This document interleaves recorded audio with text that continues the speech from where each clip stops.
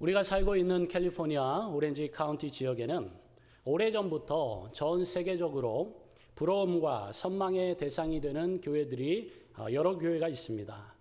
그 중에서도 특별히 미국 교회를 대상으로 몇 개의 교회들을 살펴본다면 로버트 슐러 목사님이 목회하셨던 수정교회가 바로 옆에 위치하고 있습니다. 또 목적이 이끄는 삶이라는 공전의 히트를 쳤던 그 베스트셀러의 작가이자 또 목사님이신 리 거렌 목사님이 목회하고 계신 새들백 교회도 멀지 않은 곳에 자리를 잡고 있습니다. 그런가 하면 어린이 주일학교에 탁월한 영향력을 끼치고 있는 메리너스 처치도 가까운 곳에 있습니다.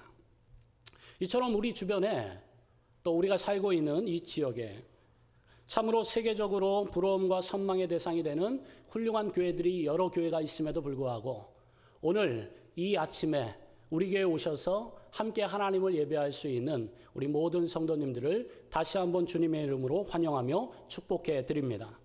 아마도 그 유수한 미국의 여러 교회들보다도 우리 오렌지 카운티 한인교회가 더 좋은 교회인 줄로 믿습니다. 하나님께서 오늘도 우리의 예배를 기뻐 받아주시고 또 하늘에 속한 신령한 은혜와 복으로 풍성하게 채워주실 줄로 믿습니다.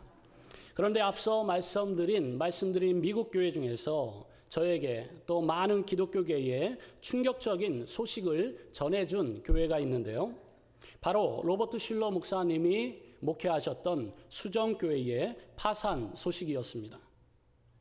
수정교회는 로버트 슐러 목사님이 1955년에 개척하셔서 긍정의 복음, 긍정의 메시지를 통해 한동안 커다란 성장을 경험했던 교회입니다.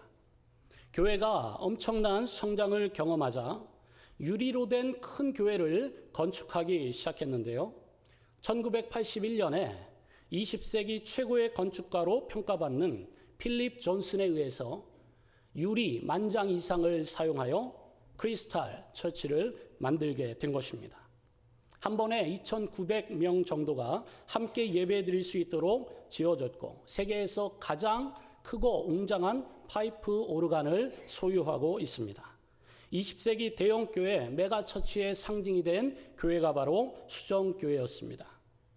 사시사철 내리쬐는 강렬한 캘리포니아의 태양 아래서 수정교회의 그 태양빛이 비추기라도 하면 눈이 부셔서 선글라스를 끼지 않으면 안 될 정도의 강렬한 임팩트, 그리고 교회 성장의 롤 모델처럼 비춰졌던 그 오렌지 카운티의 랜드마크 교회라고 할 수 있는 수정교회의 파산 소식은 저에게는 커다란 충격으로 다가왔습니다. 그리고 지금은 천주교의 매각이 되어서 아예 천주교 미사를 드리는 성당으로 그 용도가 바뀌게 되었다는 사실에 한동안 교회의 본질이 무엇인가라는 깊은 고민에 빠지도록 한 장본인이기도 합니다. 그런데 크리스찬 신문이 아닌 일반 신문 LA 타임스가 2010년 10월 20일자 신문에 크랙드 크리스탈이라고 하는 금이 간 수정이라는 제목의 기사를 낸 적이 있습니다. 그러면서 수정교회에 대해서 이렇게 분석을 해놓았어요. 제가 잠시 인용해 드리도록 하겠습니다. 오렌지 카운티는 1960년대와 1970년대 경제 성장의 중심에 있는 도시 중에 하나였다. 로버트 슐러 목사는 죄보다는 스스로 돕는다는 말을 자주 사용했고 예수 그리스도의 복음이 아닌 성공의 복음으로 젊은 가정들에게 폭발적 인기를 얻게 되었다. 그가 자주 사용했던 말은 당신이 꿈을 꾼다면 당신은 그것을 할 수 있습니다. 라는 말이었다. 한마디로 수정교회는 할 수 있다는 정신으로 우뚝 서 있다라고 분석을 해 놓았습니다. 교계에서는 모두가 부러워하는 교회 성장과 화려한 건물의 대명사로 여겨졌던 수정교회였지만 일반 기자의 눈에 비친 수정교회는 어떠한 모습이었습니까? 예수 그리스도의 십자가의 복음이 선포되는 교회가 아니라 성공의 복음이 선포되는 사람들의 모임에 불과했던 것입니다. 부끄럽고 안타까운 사실이지만 이러한 일반 기자의 분석은 정확했던 것 같습니다. 수정교회는 아무든지 나를 따라오려거든 자기를 부인하고 자기 십자가를 지고 나를 쫓을 것이니라고 말씀하셨던 주님의 말씀, 십자가와 고난의 신학은 외면한 채 오직 꿈을 꾸고 믿는 대로 다 할 수 있고 원하는 대로 다 될 수 있다고 하는 부와 번영의 신학만을 외쳤습니다. 그러다가 아들과 딸로 이어진 목회 세습과 부와 번영의 신학의 한계를 극복하지 못하고 그 자신이 부채 문제로 파산함으로 인해서 역사의 뒤안길로 사라져버린 부끄러운 교회가 된 것입니다. 그렇다면 이처럼 화려한 건물과 수많은 성도들을 자랑하며 한 시대를 풍미했던 한 교회가 하루아침에 역사의 뒤안길로 사라져버리는 현실 앞에서 우리 교회는 어떻게 해야 영원한 교회를 꿈꾸며 하나님 앞에서 시대적인 소명을 감당할 수 있는 교회가 될 것인지에 대해서 오늘 본문을 통하여 함께 살펴보기를 원합니다. 첫 번째로 영원한 교회를 꿈꾸기 위해서는 교회란 영원토록 살아계신 하나님이 통치하시는 공동체라는 사실을 믿어야 합니다. 오늘 본문 14절과 15절 말씀은 이렇게 기록이 되어 있습니다. 우리 본문 14절과 15절 말씀을 한 목소리로 함께 읽겠습니다. 시작. 내가 속히 내게 가기를 바라나 이것을 내게 쓰는 것은 만일 내가 지체하면 너로 하나님의 집에서 어떻게 행하여야 할 것을 알게 하려 함이니 이 집은 살아계신 하나님의 교회요 진리의 기둥과 터이니라. 아멘. 사도 바울은 에베소 교회의 문제에 대해서 디모데를 통하여 이미 듣고 있었습니다. 그리고 오늘 본문 이전까지 여러 장에 걸쳐서 에베소 교회에 직면한 여러 가지 문제들을 고치기 위해서, 바로잡아주기 위해서 권면을 하고 있는 것이죠. 에베소 교회 안에 있었던 이단의 치리, 그리고 교회 내의 질서의 문제, 직분자들의 자격과 역할에 대해서 구체적으로 권면을 한 후에 오늘 우리가 읽은 본문의 내용을 통하여서 교회란 살아계신 하나님이 친히 다스리시고 통치하시는 하나님의 집이라는 사실을 우리에게 말씀해주고 있는 것입니다.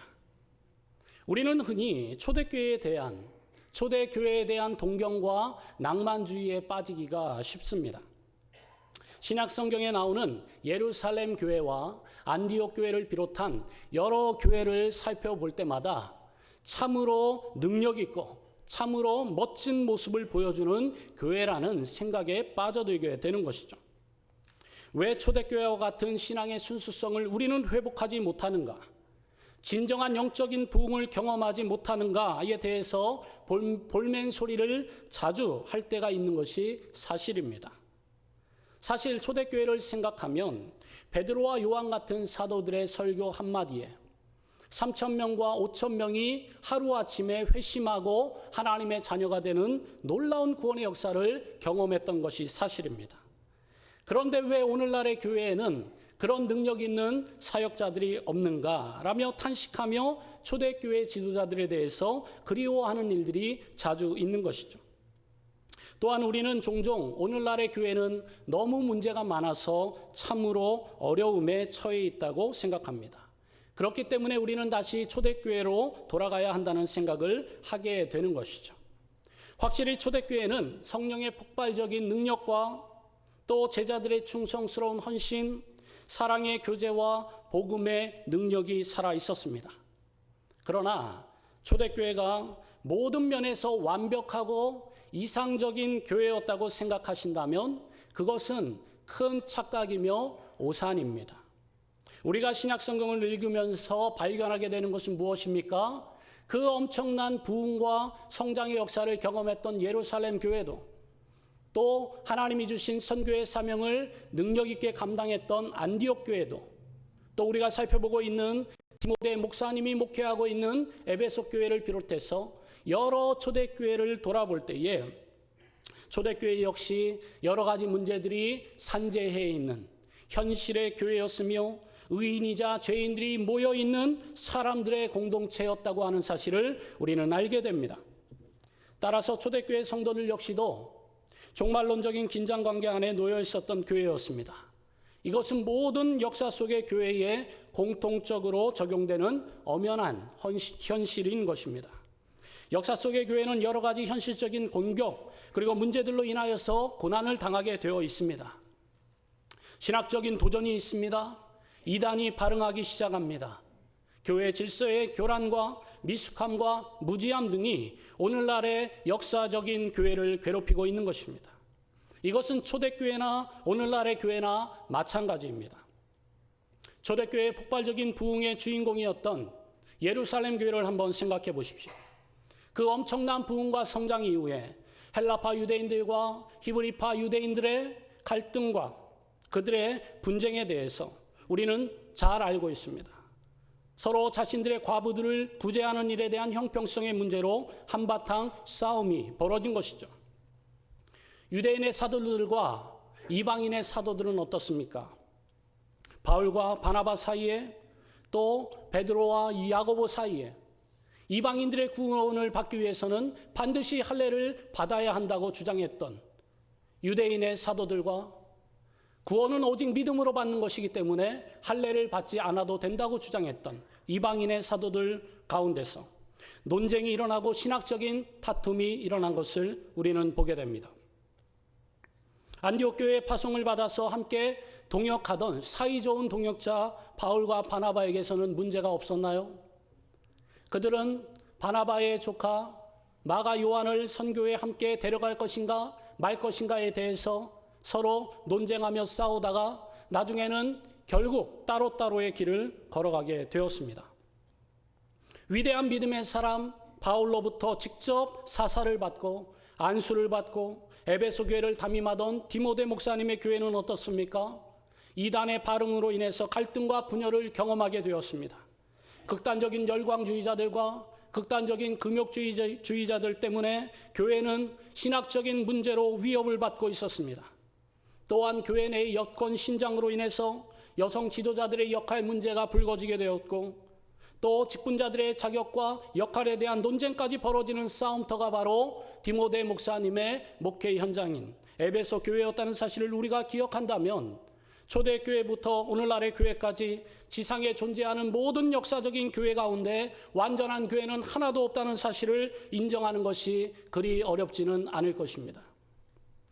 이처럼 역사 속에 존재하는 지상의 모든 교회는 거룩하신 하나님의 부르심에 믿음으로 반응하여 선택받은 하나님의 백성들의 모임이기는 하지만 여전히 의인이자 죄인의 공동체이기 때문에 유한하고 불완전한 사람들이 주인 노릇을 해서는 안 됩니다.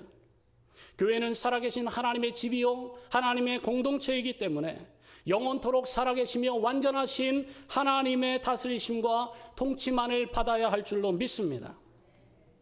가정과 기업에서도 이러한 원리는 동일하게 적용되지 않습니까?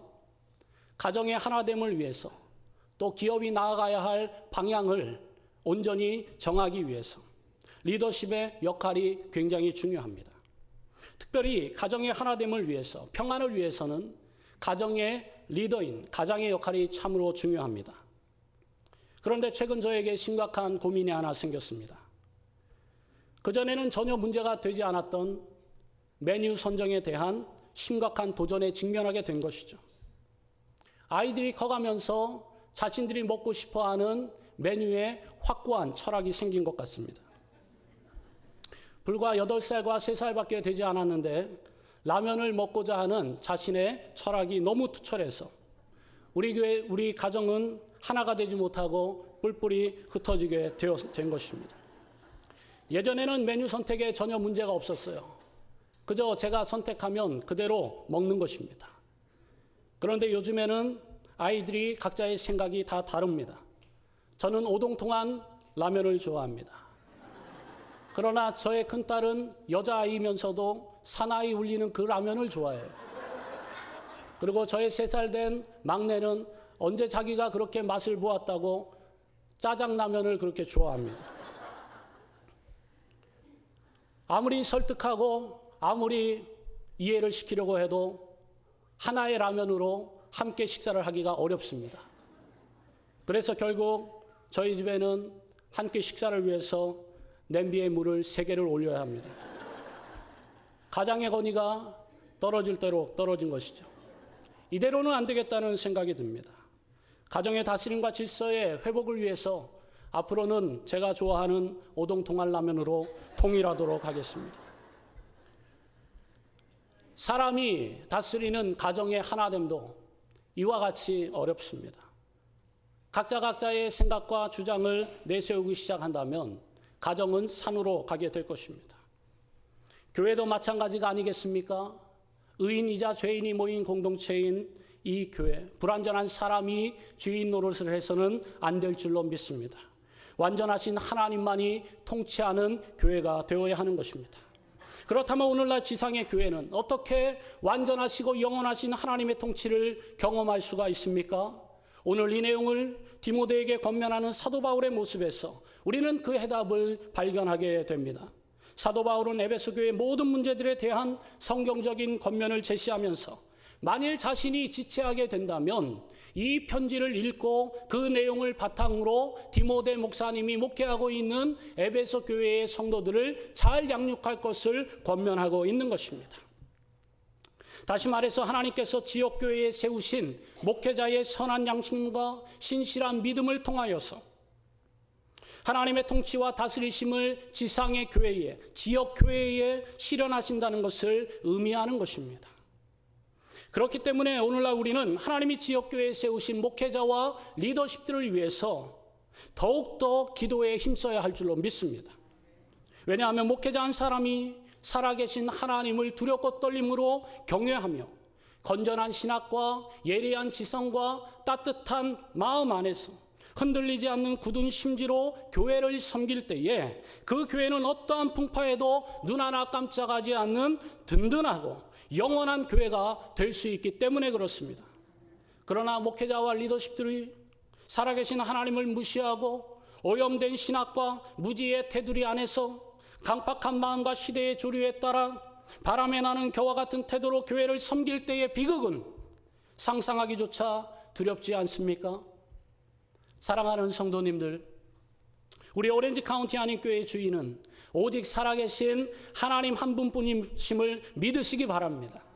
의인이자 죄인인 사람들의 주장과 내세움은 날이 갈수록 줄어들고 오직 살아계신 하나님의 통치와 다스리심만이 가득한 영원한 교회가 되기를 바랍니다.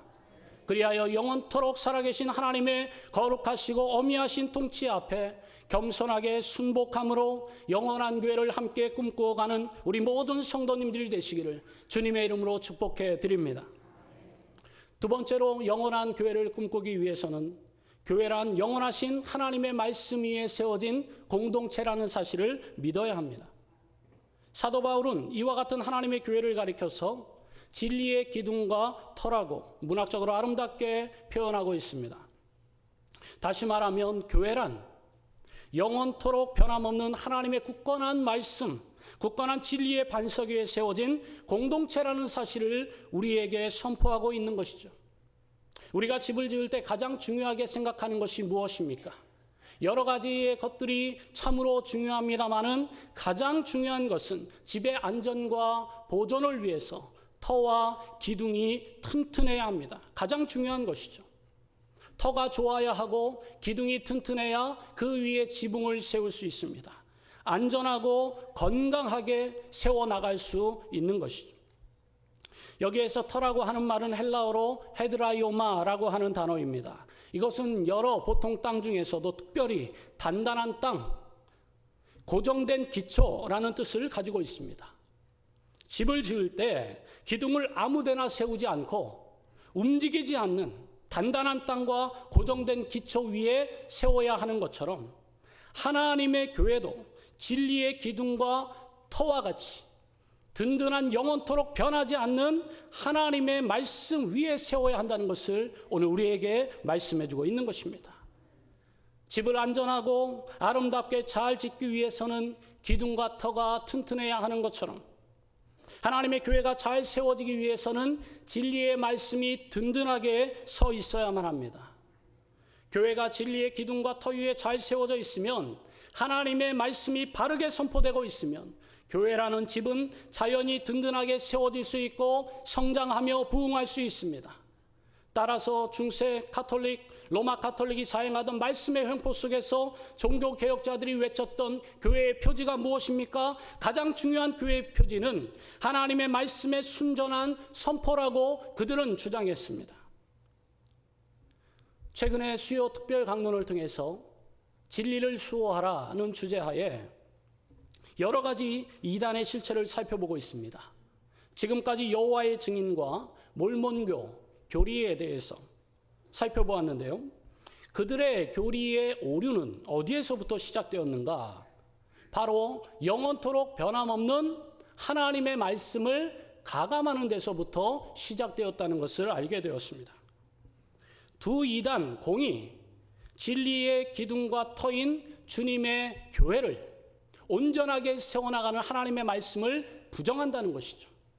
자기 나름대로의 성경, 번역 성경을 가지고 있기는 합니다마는 그것보다 자기 자신의 교리를 강화한 교리서를 더 열심히 연구하는 태도를 보입니다. 또한 삼위일체 하나님을 부정함으로써 그들의 신관이 잘못되었기 때문에 계속해서 그들의 구원관과 종말론이 완전히 달라지게 되는 것입니다.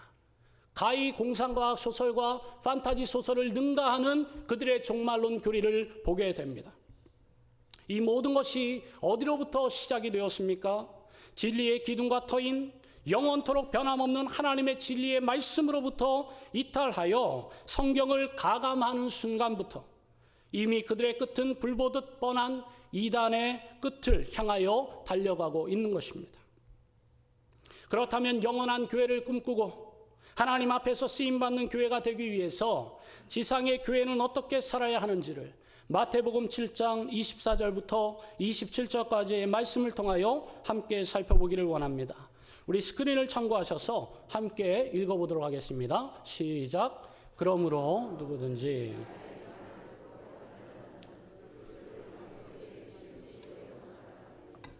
비가 내리고 장수가 나고 바람이 불어 그 집에 부딪히되 무너지지 아니하나니 이는 주초를 반석 위에 놓은 연고요 나의 이 말을 듣고 행치 않은 자는 그 집을 모래 위에 지은 어리석은 사람 같으리니 비가 내리고 장수가 나고 바람이 불어 그 집에 부딪힘에 무너져 그 무너짐이 심하니라. 아멘. 예수님께서 제자들에게 말씀하십니다. 나의 이 말을 듣고 행하는 자는 그 집을 반석 위에 지은 사람들 같대요. 흔들리지 않는다고 합니다. 그러나 이 말을 듣고 행치 않는 사람은 그 집을 어디에 세운 사람 같다고 이야기합니까? 모래 위에 세운 사람과 같다고 합니다. 비가 내리고 창수가 나고 바람이 불면 여지없이 무너지게 되는 것이죠. 영원하신 하나님의 말씀을 듣고 행하는 사람은 진리의 기둥과 터 위에 세워진 교회의 거룩한 성도로서 어떠한 세상의 풍파와 유혹의 풍파에도 흔들리지 않고 무너지지 않는 지혜로운 믿음의 사람이 될 수 있음을 믿으시기 바랍니다. 그러나 영원하신 하나님의 말씀을 들었음에도 불구하고 행하지 않는 사람들은 바람에 나는 겨와 같은 안타까운 삶을 살아가게 될 것입니다. 바라기는 우리 성도님들 가운데서 말씀을 듣고 행하지 않으므로 모래 위에 집을 세우는 어리석은 사람들과 같은 사람이 단 한 사람도 없게 되기를 주님의 이름으로 부탁을 드립니다. 오늘 이 예배를 드리시는 우리 모든 성도님들은 영원토록 변함없는 하나님의 말씀을 들으시고 믿음으로 행하셔서 진리와 기둥의 터, 진리의 기둥과 터 위에 세워져가는 영원한 교회를 함께 꿈꾸는 우리 성도님들이 다 되시기를 주님의 이름으로 축복해 드립니다. 마지막으로 영원한 교회를 꿈꾸기 위해서는 교회란 영원하신 예수 그리스도의 복음을 선포하는 공동체라는 사실을 믿어야만 합니다. 오늘 본문 16절 말씀은 이렇게 기록하고 있습니다. 우리 함께 16절 말씀을 함께 읽어볼까요? 시작. 그도다 경건의 비밀이요 그렇지 않다 하느니 없도다. 그는 육신으로 나타난 바 되시고 영으로 의롭다 하심을 입으시고 천사들에게 보이시고 만국에서 전파되시고 세상에서 믿음 받으시고 영광 가운데서 올리우셨음이니라. 아멘. 우리가 읽은 본문 16절 말씀은 그 안에 우리를 구원하기에 충분한 예수 그리스도의 복음을 모두 다 담고 있는 매우 중요한 말씀입니다. 그도다 경건의 비밀이요 그렇지 않다 하느니 없도다 라고 바울은 선포하고 있습니다. 이 바울의 선포는 예수 그리스도 안에서 복음의 능력으로 말미암아 구원받은 하나님의 백성들은 경건의 비밀을 간직하게 되고, 이 경건의 비밀은 너무 커서 하나님 앞에 찬양하지 않으면 아니 된다는 바울의 찬양의 고백이 담겨 있는 것입니다. 예수님이 우리를 위해서 십자가에 죽으시고 부활하신 이 귀한 사실, 복음의 능력만을 믿기만 하면 하나님이 우리의 모든 삶을 완전히 변화시켜 주시고 옛사람으로부터 새사람으로 완전히 거듭나게 하셔서 하나님의 나라를 꿈꾸는 하나님의 생명을 맛보고 누릴 수 있는 영원한 구원을 허락해 주셨다는 데에 대한 하나님을 향한 찬양과 감사의 고백인 것입니다. 바울은 이와 같은 감격을 마음껏 표현하고 있습니다. 그 후에 자신의 감사와 찬양의 이유가 되시는 예수 그리스도의 복음에 대해서 계속해서 설명을 해주고 있는 것이죠. 6가지의 항목을 통해서 우리에게 선포해주고 있는데요, 우리는 이것을 요약해서 한 4가지 정도로 살펴보겠습니다. 첫 번째로 바울은 예수 그리스도께서 육신으로 나타나셨음을 찬양하고 있습니다. 하나님이신 예수 그리스도께서 육신으로 이 땅에 오셨다는 것을 찬양하는 것입니다.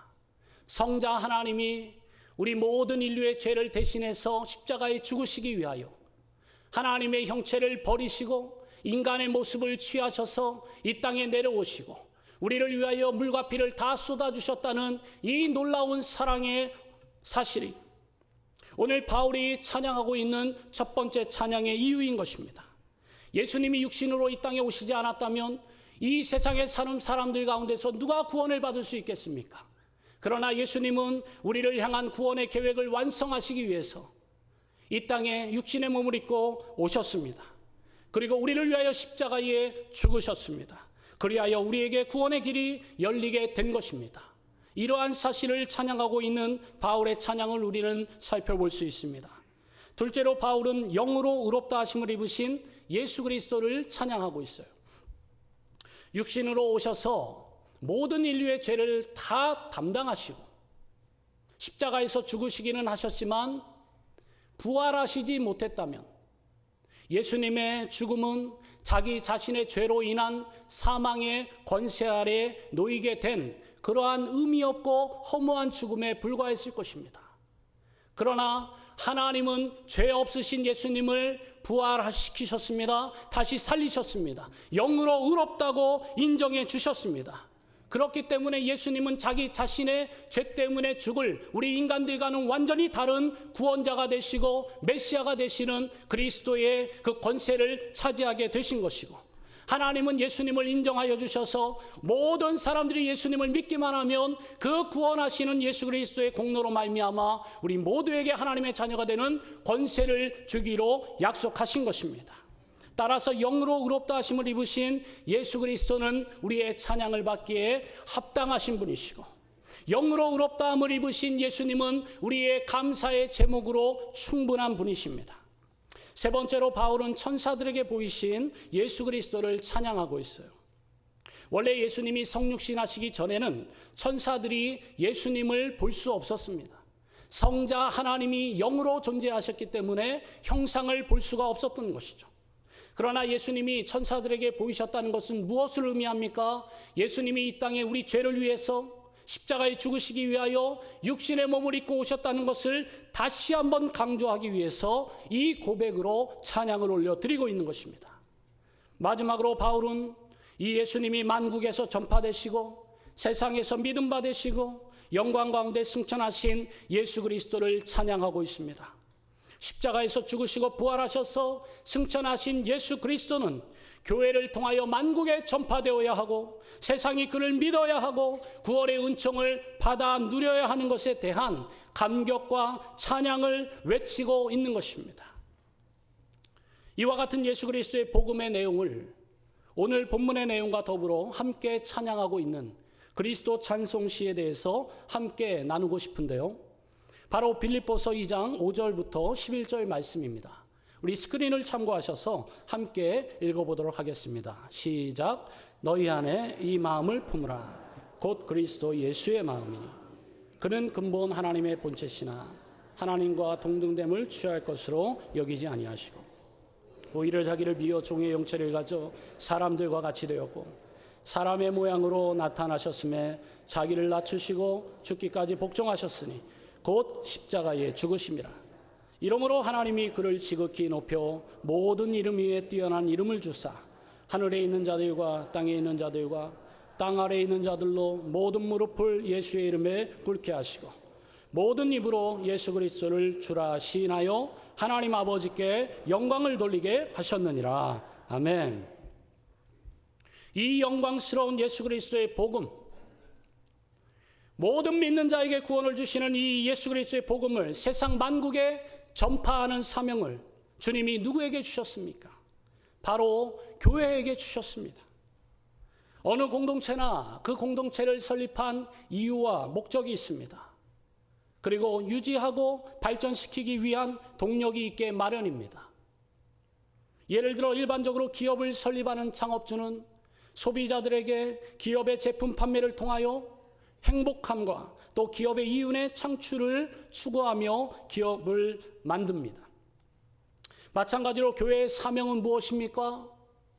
죄와 사망의 종로로 타던 사람들에게 예수 그리스도의 복음을 증거함으로 말미암아 그들이 죄와 사망의 권세 아래에서 하나님의 사랑의 아들의 나라로 옮겨지는 것, 이것이 바로 하나님이 교회에게 주신 사명인 줄로 믿습니다. 다시 말하여 교회란 무엇입니까? 세상으로부터 부름받은 하나님의 백성들의 모임인 동시에 세상으로 보냄받은 그리스도의 제자들의 공동체가 바로 교회인 것입니다. 영혼을 구원하여 제자 삼는 공동체가 바로 교회라고 하는 것이죠. 세상의 기업들도 자신의 미션 스테이트먼트를 이루고 성취하기 위해서 촌각을 앞다투어 달려가고 있다면 하나님 나라의 귀한 사명을 감당하는 교회는 더욱더 깨어서 경성하고 달려나가야 할 줄로 믿습니다.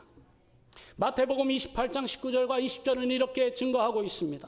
그러므로 너희는 가서 모든 족속으로 제자를 삼아 아버지와 아들과 성령의 이름으로 세례를 주고 내가 너희에게 분부한 모든 것을 가르쳐 지키게 하라. 볼지어다 내가 세상 끝날까지 너희와 항상 함께 있으리라 하시니라. 아멘. 예수님께서 승천하시기 전에 제자들에게 주셨던 이 귀한 대사명이 단순히 그 예수님의 제자들과 그 현장에 있었던 사람들에게만 주신 명령이 아니라는 것을 우리는 잘 알고 있습니다. 예수님은 이 귀한 사명을 온 교회, 모든 역사적인 교회 위에 맡겨주셨습니다. 그리고 이 사명만을 주신 것이 아닙니다. 세상 끝날까지 예수님께서 항상 함께해 주시겠다는 약속의 말씀과 힘과 능력도 함께해 주신 줄로 믿습니다. 세상 끝날까지 주님이 항상 함께 하시는 것은 무엇을 의미하는 것입니까? 주님이 다시 오시는 그날까지, 세상 끝날까지 이 복음의 대사명을 충성스럽게 감당하는 교회가 되라고 우리에게 말씀하고 계신 것입니다. 그러한 의미에서 예수 그리스도의 복음을 전하는 이 귀한 사명을 감당하는 교회는 잠깐 있다가 사라져버릴 허무한 교회가 아니라 영원하신 예수 그리스도가 언제나 항상 함께 하시는 영원한 교회인 줄로 믿습니다. 교회의 존재 이유와 목적은 영혼을 구원하여 제자 삼는 교회가 되는 데에 있습니다. 이러한 귀한 비전과 사명을 우리 교회에 허락하신 주님을 찬양합니다. 주님 다시 오시는 그날까지 이 복음의 대사명을 감당함으로 영원하신 하나님께 쓰임받는 영원한 교회가 될 수 있기를 주님의 이름으로 축복해 드립니다. 2004년 여름에 신학대학원 3학년 때 일입니다. 제 어머니의 기도와 후원으로 신학대학원 졸업여행을 다녀오게 되었습니다. 성지순례를 다녀오게 되었어요. 그때 터키를 돌아다니면서 초대교회의 모습들을 보게 되었습니다. 특별히 성경에 나오는 소아시아 7교회를 그중에서 몇 개의 교회를 탐방하게 되었는데요. 제 눈에 비친 그 옛날 에베소 서머나 또 두아디라, 라오디게아 교회의 옛 터들은 기대했던 것과는 매우 달랐습니다. 처참할 정도로 무너져 버렸습니다. 건물은 더 이상 형체를 알아볼 수가 없었습니다. 오랜 세월의 흔적이 그대로 묻어났습니다. 아예 터가 사라져버려서 그와 비슷한 형태의 건축물과 터전들을 보여준 곳도 있었습니다. 2000년 전에 그곳은 분명히 살아계신 하나님의 교회였을 것입니다. 진리와 기둥과 터였으며 예수 그리스도의 피 묻은 복음이 살아서 꿈틀대는 능력 있는 교회였을 것입니다. 그러나 지금은 그 화려했던 건물도 수많은 사람도 아무것도 남지 않았습니다. 영원할 수 없는 건물과 영원할 수 없는 사람이 화려했던 역사의 뒤안길로 사라지는 것은 어찌 보면 당연한 일인지도 모릅니다. 그러나 그 가운데서도 영원하신 하나님의 말씀을 깨닫고 영원하신 하나님의 교회를 꿈꾸며 성지순례를 하는 수많은 신학도가 있었음에 참으로 감사했던 기억이 있습니다. 그들이 믿고 전했던 살아계신 하나님, 하나님의 영원하신 말씀, 예수 그리스도의 영원하신 복음은 과연 어디로 갔단 말입니까? 그것은 바로 오늘 예수 그리스도를 믿고 구원받아 영원한 교회를 꿈꾸고 있는 우리 모두의 가슴 속에, 그리고 영원하신 하나님의 나라에 영원토록 남아있음을 믿으시기 바랍니다. 수세기에 걸쳐서 복음이 지나가는 자리마다 죄와 사망의 권세가 다 항복하고 말았습니다. 복음의 능력이 선포되는 곳마다 복음의 생명력이 나타나게 되었고, 오늘 이 시간 우리가 이 자리에 모여서 함께 그 영원하신 주님과 살아계신 하나님의 영광을 찬양하며 예배하는 거룩한 하나님의 백성이 된 줄로 믿습니다. 사랑하는 성도님들, 언젠가 우리도 화려했던 역사의 뒤안길로 사라질 때가 오게 될 것입니다. 그러나 그때에도 우리가 실망하거나 낙심하지 않을 수 있는 이유는 무엇입니까? 우리에게 복음을 전해주었던 그 옛날 초대교회 성도들이 지금도 여전히 하나님의 나라와 또 우리의 가슴 속에 살아 숨쉬고 있는 것처럼 복음의 사명을 감당하는 성도님들은 영원한 하나님의 나라와 또 우리의 복음의 전파를 통하여 구원받을 또 다른 누군가를 통하여서 우리의 가슴 속에, 그들의 가슴 속에 살아 영원토록 거할 것이기 때문입니다. 영원하지 않은 세상에서 영원한 것은 오직 살아계신 하나님뿐입니다. 오직 살아계신 하나님의 말씀이며 진리의 기둥과 터인 교회이며 예수 그리스도의 복음을 전하는 교회만이 영원토록 존재하는 하나님의 능력인 줄로 믿습니다. 이와 같은 교회의 사명을 감당함으로 영원한 교회를 꿈꾸며 이 시대에 하나님 앞에서 귀하게 쓰임받는 우리 오렌지 카운티 한인교회 성도님들이 다 되시기를 주님의 이름으로 축복해 드립니다. 기도하겠습니다.